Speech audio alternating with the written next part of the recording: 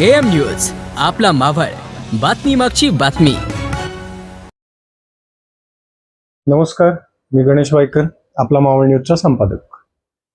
काल मावळ तालुक्यातल्या नेते मंडळींनी किंवा एका शिष्टमंडळाने पाहुणा बंदिस्त जलवाहिनी संदर्भात माननीय मुख्यमंत्री देवेंद्र फडणवीस यांच्याशी बैठक घेतली मुंबई या ठिकाणी। आणि त्या बैठकीमध्ये पिंपरी चिंचवडचे शहरातले दोन आमदार म्हणजे भोसरीचे एक आमदार आणि पिंपरीचे चिंचवडचे एक आमदार म्हणजे लक्ष्मण भाऊ जगताप आणि महेशदादा लांडगे हे दोघेही उपस्थित होते। त्याचबरोबर मावळ तालुक्यातून माजी आमदार व राज्यमंत्री बाळा भेगडे आणि विद्यमान आमदार सुनील शेळके हेही त्या बैठकीला हजर होते।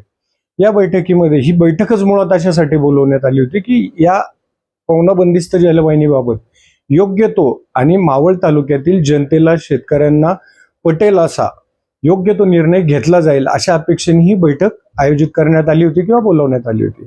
वरील ठिकाणी आजी माजी धरून असे 4 आमदार होते त्या ठिकाणी आणि स्वतः मुख्यमंत्री, त्याच्यानंतर धरणग्रस्त किंवा कृती समितीचे शिष्टमंडळ तेही त्याच्यात सहभागी झालं होतं।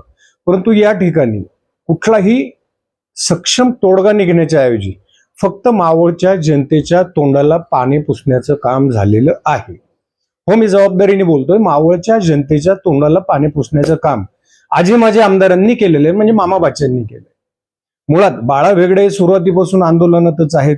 त्याविषयी वडगावमध्ये जे धरणे आंदोलन झालं त्यावेळेसही ते म्हणतात मी जनतेबरोबरच आहे। आता आपण राज्यमंत्री होता त्यावेळी आपण काही केलं नाही आणि आता तर आपण माजी मंत्री आहात किंवा विद्यमान आमदार आहेत। आपण दोघांनीही त्या बैठकीमध्ये सदर प्रकल्प होऊच नये यासाठी चकार शब्दही काढला नाही किंवा आपण याविषयी कुठलीही वाच्यता केली नाही। परंतु भोसरीचे आमदार महेश लांडगे आणि लक्ष्मण जगताप यांनी मात्र ठामपणे पिंपरी चिंचवडच्या नागरिकांचा किंवा PMRDA भागामध्ये येणाऱ्या गावातल्या नागरिकांचा भविष्यातील म्हणजे 2050 सालापर्यंतचा पाण्याचा प्रश्न सुटावा यासाठी त्यांनी मात्र तिथं तोंड उघडलं।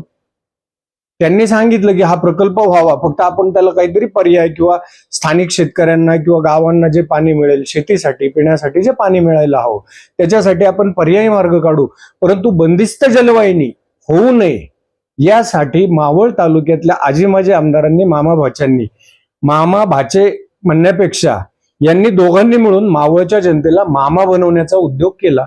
यांनी तोंड का उघडलं नाही? जर धरण मावळात जागा मावळातल्या शेतकऱ्यांची गेली किंवा यापुढेही सगळ्यात जास्तीचे नुकसान होणार आहे ते मावळातल्या जनतेचं होणार आहे। मग त्यामुळं ती जलवाहिनी होऊच नये यासाठी आपण दोघेही शब्द का काढला नाही? मावळ तालुक्यातून आपण पत्रकार परिषद घेऊन सांगताय की आम्ही परत एकदा शेतकऱ्यांशी लवकरात लवकर आठवडाभरात मिटिंग लावू मुख्यमंत्र्यांबरोबर आणि त्यातून मार्ग काढू। आतापर्यंत शेतकऱ्यांच्या अशा शेकडो मिटिंग झाल्या आणि आताही तुम्ही मिटिंग कुठली मुख्यमंत्र्यांबरोबर घेणार आहे शेतकऱ्यांची? एवढे शेतकरी तुम्ही मुंबईला नेणार आहात की मुख्यमंत्री मावळ तालुक्यात येणार आहे किंवा पिंपरी चिंचवडमध्ये जाणार आहे? म्हणजे जागा मावळची, जमीन मावळची, त्याच्यावर पाण्याची तहान भागणार पिंपरी चिंचवडकरांची, हाल होणार मावळच्या जनतेचे। उद्या नदी कोरडी पडणार ती पवनामाई मावळ तालुक्यात। परंतु या गोष्टीशी काही घेणं देणं नसलेले मावळचे आजी माझे आमदार हे तिथं तोंडही उघडू शकले नाहीत, कारण हे दोघेही सत्ताधारी पक्षाचे आहेत। परंतु पिंपरी चिंचवडचे दोन्ही आमदार सत्ताधारी पक्षाचे असून सुद्धा त्या ठिकाणी बोलले की हा प्रकल्प पूर्ण व्हायला पाहिजे, लवकरात लवकर याच्या परवानग्या ज्या शासकीय परवानग्या असतील नियमानुसार त्या मुख्यमंत्र्यांनी जारी कराव्यात, जेणेकरून या जलवाहिनीचं काम पुन्हा तत्काळ सुरू करता येईल। त्यामुळं मावळच्या जनतेची एक प्रकारे ही केलेली घोर थट्टा किंवा फसवणूक आहे। त्यामुळे यापुढेही काळात जी काही शेतकऱ्यांबरोबर मिटिंग होणार आहे त्यातून काहीही निष्पन्न होणार नाही। जर जलवाहिनी होणारच असेल किंवा काल सुचवल्याप्रमाणे त्या बैठकीमध्ये की एक पिंपरी चिंचवडला पाणी पुरवठा करण्यासाठी एक जलवाहिनी टाकू आणि एक स्थानिक शेतकऱ्यांना पाणी पुरवठा करण्यासाठी वेगळी जलवाहिनी टाकू। आपण नदीचं काय, नदीच्या पात्रातलं जर पाणी बंद झालं तर त्या नदीची गटारगंगा होणार आहे, जशी आज इंद्रायणीची झाली तशी किंवा आंध्राची झाली तशी। त्याच्यामुळं मावळ तालुक्यातल्या शेतकऱ्यांनी ज्या 3 शेतकऱ्यांनी बलिदान दिलं, आपल्या जीवाच्या प्राणाची आहुती दिली, आज क्रांतिदिनी 9 ऑगस्ट 2011ला त्यांनी आपल्या जीवाची आहुती दिली, अनेक गोळीबारामध्ये जखमी झाले, लाठीचार्ज मध्ये काही जखमी झाले, अनेकांच्या गाड्या घोड्या पेटवल्या गेल्या, पोलिसांनी जप्त केल्या गेल्या। मग हे मावळच्या जनतेने काही 2-2 पाईपलाईन टाकण्यासाठी केलं होतं का? आपण त्याच्यावर मार्ग काढण्याच्या ऐवजी आपण मागची 2011 पासून आपण फक्त चर्चेचं भिजत घोंगडं ठेवलेलं आहे. स्वतः बाळा वेगळे, आपण तर मंत्रिपद भोगलेलं आहात, आपण आमदारही होतो. ज्या वेळेस हे आंदोलन झालं त्यावेळेस आपण आमदार होतो, परंतु आपण त्यावेळेस आमदार झाल्यानंतर मंत्री झालात तरी आपण तोडगा काढू शकला नाही. मुळात आता सुनील शेळके ज्या पक्षाचे आमदार आहेत त्यांचे तत्कालीन ज्यावेळेस राष्ट्रवादी एकत्र होती तर त्या राष्ट्रवादी एकत्र असताना जे उपमुख्यमंत्री होते अजितदादा यांचं स्वप्नातला हा एक प्रकल्प होता. परंतु मावळच्या जनतेला कुठलाही प्रकारे आजही विश्वासात घेतलं नाही. मुंबईला जाऊन एक गप्पा मारायच्या आणि इकडे येऊन मावळ तालुक्यात जनतेला वेगळं सांगायचं आणि जनतेची दिशाभूल करायची. तर ही जनतेची दिशाभूल थांबवा, अन्यथा जनता एक दिवस तुम्हाला तुमची जागा दाखवेल. आत्ता मावळच्या जनतेची मानसिक अवस्था अशी आहे की आम्ही आतापर्यंत रेल्वे प्रकल्प असो, संरक्षण खात्याचे मिसाईल प्रकल्प असो, DRDOचे प्रकल्प असो, वेगवेगळी धरणं असो, टाटाची खाजगी धरणं असो, प्रत्येक ठिकाणी मावळच्या जनतेने स्वखुशीने जागा दिलेल्या आहेत. परंतु मावळच्या जनतेला त्याच्यातून पदरी काय पडलं? काहीच नाही.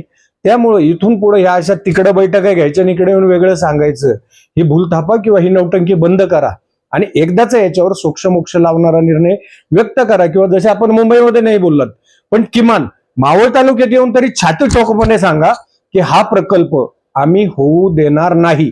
एवढी हिंमत तुमच्या दोघांमध्ये असेल तर मावळची जनता नक्कीच तुमच्या मागे उभी राहील. परंतु मला एक पत्रकार म्हणून किंवा मागच्या काही दिवसात किंवा काही वर्षात आपलं जे वर्तन आहे ते मला त्या दृष्टीने किंवा त्याला अनुकूल असं वाटत नाहीये. ही माझी व्यक्तिगत भावना आहे. मावळची जनताही त्यांची भावना तुम्हाला लवकरच दाखवून देईल. त्यामुळे आपण याविषयी एकदा छाती ठोकपणे स्वतःच्या मनावरती किंवा छातीवरती हात ठेवून एकदा भूमिका मांडा. हा प्रकल्प होऊच नये यासाठी पर्यायी मार्ग काढणं, हे करणं ते करणं, ह्या भूलथापा मावळच्या जनतेला देऊ नका. मावळच्या जनतेच्या जागा आधीच ओरबाडून घेतल्या गेलेल्या आहेत आणि इथून पुढे आणखी जनतेचं वाटोळं करू नका. एवढीच अपेक्षा मावळच्या जनतेच्या वतीने मी आपल्याकडे व्यक्त करतो. आणि आपणही सुजान आणि सजग लोकप्रतिनिधी असाल, माझे असाल, आजी असाल, आपणही जशी पिंपरी चिंचवडच्या आमदारांनी ठाम भूमिका घेतली तशी आपणही ठाम भूमिका, कारण तुम्हाला पिंपरी चिंचवडचे मतदार निवडून देत नाहीत, तुम्हाला मावळचे मतदार निवडून देतात. त्यांच्या जीवावर आज तुम्ही त्या विधान भवनामध्ये जाऊन बसला होतात किंवा बसत आहात. त्यामुळे मावळच्या जनतेचा पहिला विचार करा. तुम्ही मावळचे प्रथम नागरिक होतात आणि आहेत. त्याच्यामुळे मामा भाचे मिळून मावळच्या जनतेला मामा बनवण्याचा उद्योग करू नका. जो काय असेल तो योग्य आणि स्पष्ट निर्णय आपण मावळच्या जनतेसमोर येऊन एकदा सांगा. तसे आपण उठसूट पत्रकार परिषद घेण्यामध्ये दोघंही माहीर आहात. तर एखादी पत्रकार परिषद घेऊन किंवा एखादी सभा घेऊन जाहीरपणे सांगा आम्ही हा प्रकल्प होऊ देणार नाही. तेवढी धमक असेल तर तेवढी दाखवून द्या. मावळची जनता नक्कीच तुमच्या पाठीशी राहील. या बातमीच्या निमित्ताने मी आपल्या मावळवासियांना एकच सांगू शकतो की आता यावेळेस तुम्हाला मामा भाच्या आजी माझ्या आमदारांचं खरं रूप तुम्हाला कळून येईल.